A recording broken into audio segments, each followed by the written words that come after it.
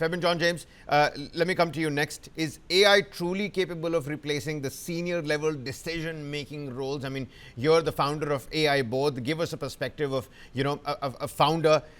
Is this premature panic, or is there something that really the bosses and the senior level, the higher cost employees now need to take a look at? Pattern where most senior employees in most of the companies like Meta has been laid off. So it's a pattern that fits.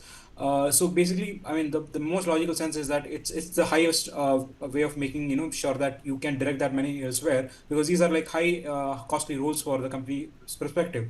Now coming to the firing part, the first primary reason is that with senior employees, the push to adopt a new technology is very hard for companies to push through when compared with the junior employees. So people who don't adopt, as the other person said, it's very much possible to for people to not to adopt it, and those are the first kind of people who can get fired. The second kind of people, senior people, is those who don't have hands-on level experience, because they have been not in touch with the core technology for a long period of time, and they are just people managing, and those kind of roles where they have forgotten the being like being very hands-on, right? And Yep, yep, that's yep. the key word here. So these are the folks who are likely to get fired most. Yeah. No, that's I agree. There's a different premium when you talk about those who have on hands experience. But are we underestimating the speed at which AI is evolving? I mean, it could be a news anchor tomorrow, a robot that's going to be carrying out with this debate. That could very well be a reality, especially in areas like coding, in cybersecurity. I do want to talk about Anthropic here as well. But before that, are we really underestimating the speed at which AI is evolving? Those that are quite handy with the tech at the moment, they seem to believe, not so soon, but I think it's more faster than we believe.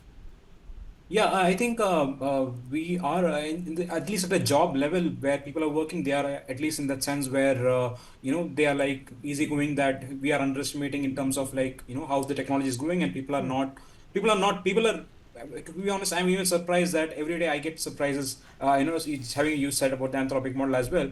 But coming back towards the thing, the companies, the heads are panicking, as but the employees are being a bit of feedback. But I think this layoffs will set a trend for people to come back and get hands on and get better at things. Models like Anthropic's Mythos, they can now exploit vulnerabilities. It can find software vulnerabilities. It can exploit systems. It can automate cyber attacks. So we're not simply talking about artificial intelligence. We're talking about the ability for an AI to replicate or simulate a cyber warfare sort of a scenario as well. Are we entering an AI-driven cyber arms race simultaneously? And then again, the entire sovereignty issue comes into play, because who really has their LLMs on public display? I think these days people are more willing to tell you how an F-35 is being built, but they won't really showcase and tell you what they're doing with their own LLMs back at home. Yeah, so I totally agree that we are entering a cyber arm war race, and a lot of state-enabled actors like North Korea, China are at least in the leading trend there.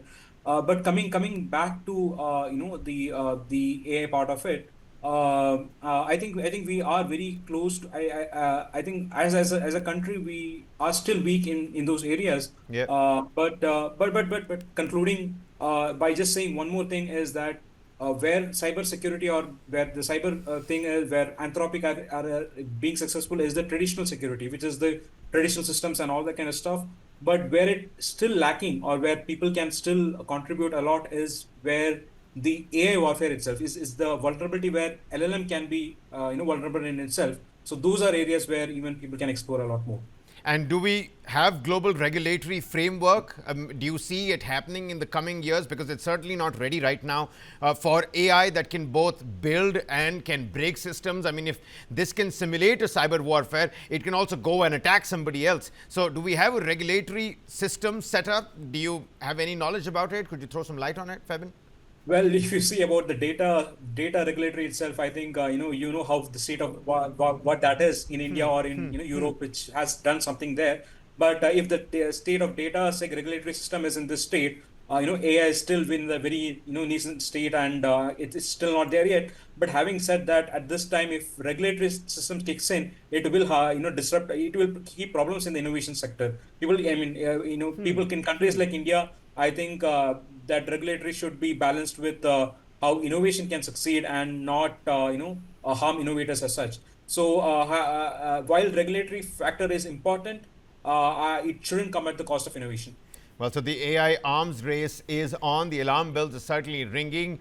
You do need to go out there and upskill yourselves. Otherwise, the person using the artificial intelligence, using it better than you are, will certainly be taking your jobs. 4 to 5 lakh jobs that are going to go away in the next 2 to 3 years. Those are bigger and, really huge numbers just to look at it. And it could really affect the stock markets in the days to come as well.